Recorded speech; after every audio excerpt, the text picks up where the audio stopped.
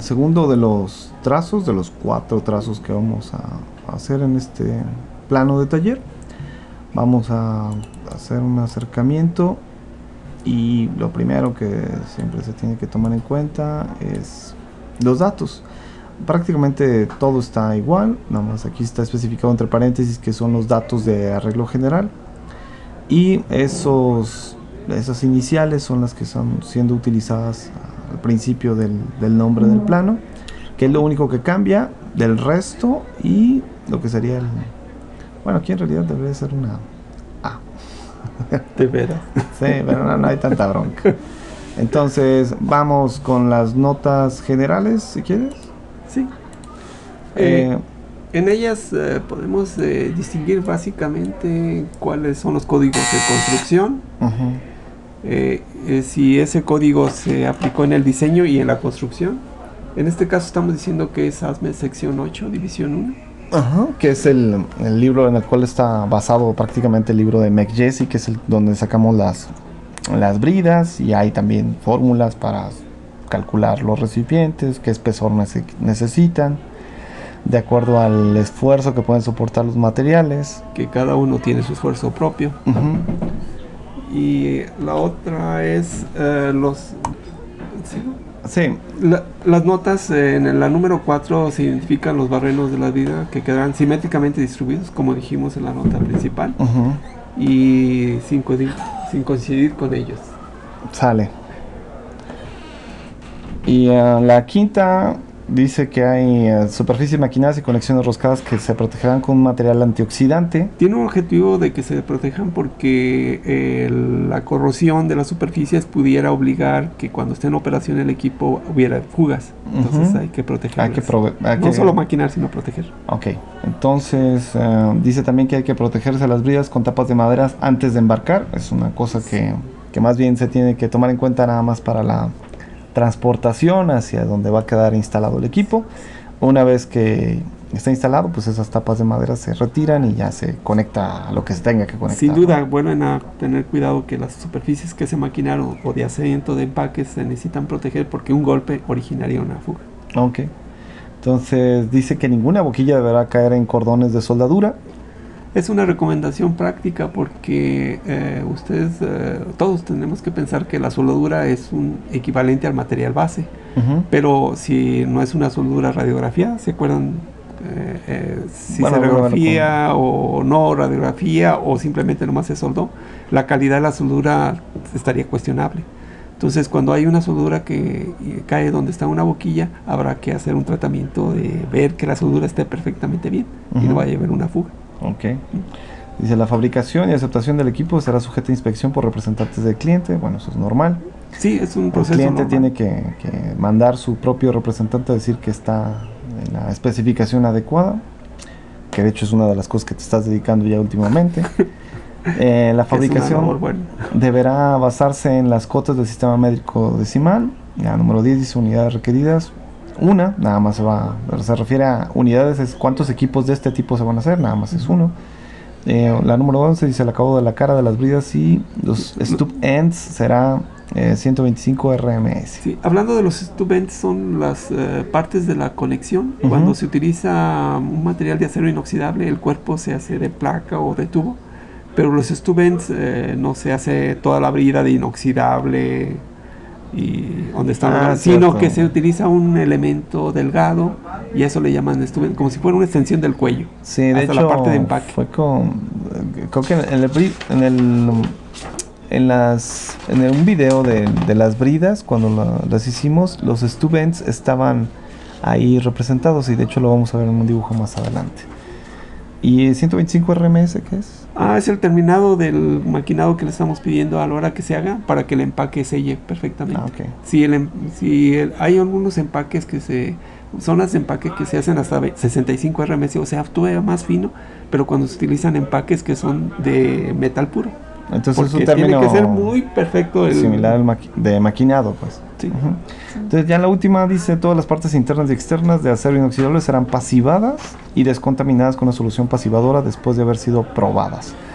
Eso tiene que ver con términos y también electroquímicos, que a lo mejor si alguno de ustedes después entra a esa materia, entenderán a qué se refiere con eso de la pasividad.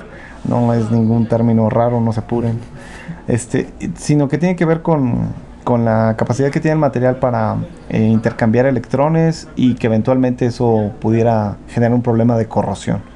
Entonces, esas son las notas generales. Vamos a irnos si quieres, a las condiciones de diseño. Vamos a verlas rápidamente. Lo que vamos a tener son dos secciones. La cubierta, que es propiamente el recipiente grande, ¿no? Sí, el tanque. Entonces el recipiente grande lo que va a tener es fluido glucosa. Y el cabezal es el que tiene los tubos en U y que tiene el cabezal que presentamos en el trazo anterior. Y pueden tener, porque eso sucede normalmente, condiciones diferentes de diseño. ¿Por qué? Porque los fluidos no necesariamente están en las mismas condiciones.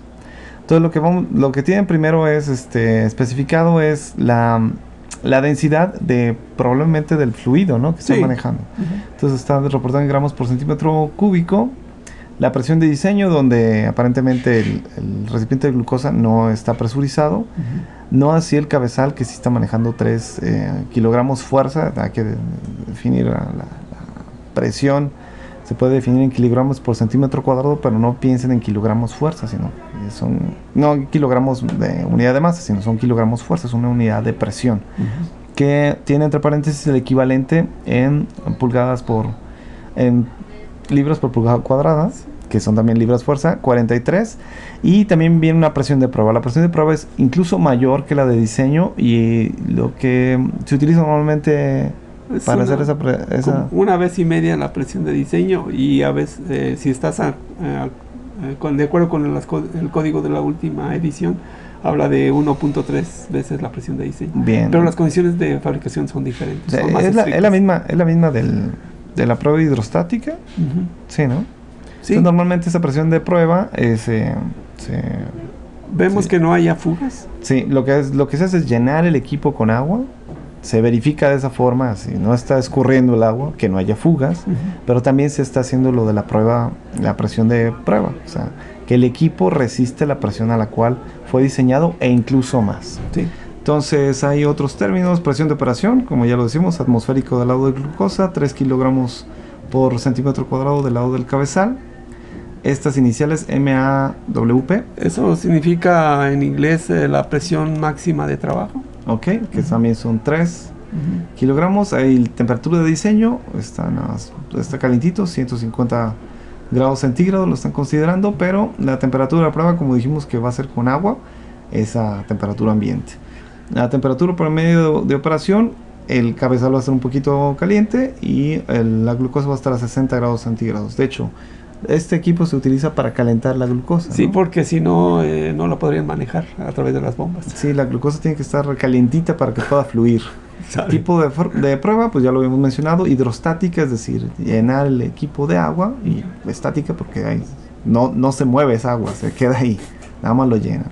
No está radiografiado este equipo, por lo tanto la eficiencia de las soldaduras son al 70%, es decir, no se puede considerar que estas soldaduras son 100% ¿En su eficiencia? eficientes, exactamente, y en las fórmulas consideradas para el diseño de estos equipos, este factor es el que disminuye, por ejemplo, la capacidad de resistencia o de esfuerzos del material que está siendo utilizado.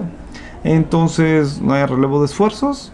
Ese término se refiere bueno, los cuadros que se hacen en los planos normalmente tienen datos que aplican para este y para otros equipos, pero algunos habrá que requerir relevo de esfuerzos porque el material es muy grueso, se soldó demasiado, hay mucha temperatura en el calentamiento, porque eso genera esfuerzos residuales, y el relevo de esfuerzos es meterlo a un horno que se caliente, todo el equipo, y después dejarlo que se enfríe lentamente, y eso es lo que llaman relevo de esfuerzo. Pero no se aplica aquí porque el relevo de esfuerzo no es muy común en el inoxidable. Es para que no tenga memoria, sobre todo los memoria térmica, los equipos de acero al carbón. Entonces, líquidos penetrantes es una prueba para verificar que las soldaduras, o incluso todo el equipo también pueda... Sí, bueno, se refiere a las soldaduras. Principalmente, ¿no? Sí. Entonces, ultrasonido pues no hubo, que es también una prueba para verificar la calidad de las soldaduras principalmente. La tolerancia a la corrosión no está siendo considerada. Porque es acero inoxidable en la mayor parte del equipo. Entonces la cantidad de pasos se refiere al número de vueltas que le está dando ahí el fluido, ¿no? Sí, pero no por el equipo. Entonces, como hay una entrada, la N1 entra y en una cámara se va en la U, regresa y sale por la N2, nomás son 2 pasos. O sea, uno de ida y otro de venida. Ya se había dicho que el código de construcción era el código ASME. El tipo, hay un tipo ya identificado pues con el tipo de equipo, es el tema. ¿Se acuerdan que vimos en una de las notas que había cómo clasificarse los cambiadores por el tipo de cabezal, si era con tapa, si era con bonete, si era un removible lazo, ¿no? Y entonces eso se ve en el TIMA. Entonces también se tiene el tamaño de manera general, la longitud, el diámetro nominal, los tubos, qué cantidad de tubos hay. ¿Cuántas horquillas? 167 horquillas o tubos en U, que finalmente van a ser los 334 que se van a ver en todo el equipo, o por lo menos en el haz de tubos. El espesor promedio de esos tubos, un paso es de 1 pulgada, se refiere, bueno, solo vamos a ver un trazo después, para que lo entiendan mejor. El diámetro exterior de los tubos, la longitud recta, el arreglo, cuadrado 45 grados, y el área total efectiva de transferencia, que van a ser datos que ustedes van a tener que evaluar eventualmente en la materia de transferencia de calor y masa, está especificado ahí. Seguimos con los materiales de construcción, la sección cilíndrica y la podemos clasificar en 2, ¿verdad? Bueno, hay lado de cabezales, lado de coraza.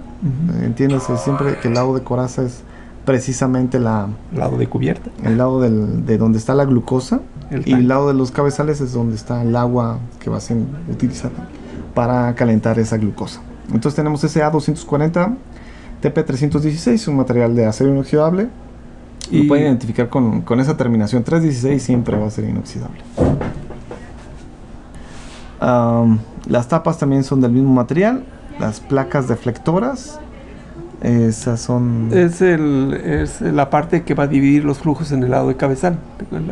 Le llaman baffle. Y también es igual...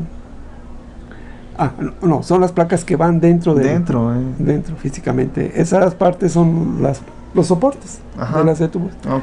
Ya habíamos visto los soportes dentro del haz de tubos, que van dentro pues de la sección donde va a estar la glucosa, y son de este material, son de acero inoxidable.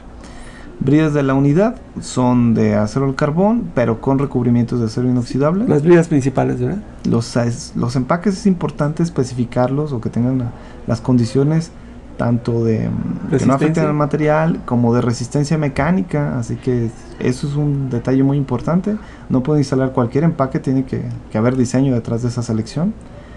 El refuerzo se refiere también a un material que está dentro del equipo de la sección como un cartabón, algo así, y sigue siendo el mismo. Los tornillos exteriores son SA193B7.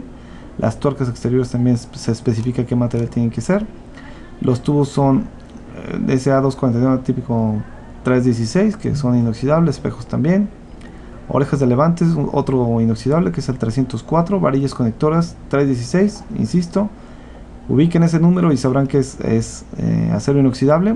Tubos espaciadores, y la pintura lo que va a hacer es primario en acero al carbón. Sí, porque si no lo pintáramos puede corroer. Lo demás es inoxidable y eso no tiene pasa problema. Nada, no es necesario que tenga es más, no es recomendable pintarlo. Cierto. Que hay problemas. Los accesorios, dice válvula de alivio, eso se va a encargar el cliente. Las mirillas, que son como especie de ventanitas, no va a haber aquí en este caso. Soportes interiores van a ser de acero inoxidable, aislamiento por el cliente. Están especificados los pesos. La escala SIN, ya habíamos dicho que las cotas serán en milímetros. Y finalmente aquí está la tabla de boquillas. Tenemos la especificación o el número con N1 hasta N4. El tamaño nominal en pulgadas, la cantidad que se necesita, el tipo. Ese sería lap joint, es el que corresponde a la que lleva Stuben. Esa es la forma que la identifican en inglés. Bueno, y son coples, ya habíamos dicho, los de drenado. El rango se refiere a la presión que nosotros habíamos utilizado, son 150 libras. Estas son de 3000 libras los coples. Aquí la proyección se ve en el plano. Los materiales son, propiamente, esta es el material de la brida. el material de la brida. Recuerden que está formada por un tubo de inoxidable. Ujú.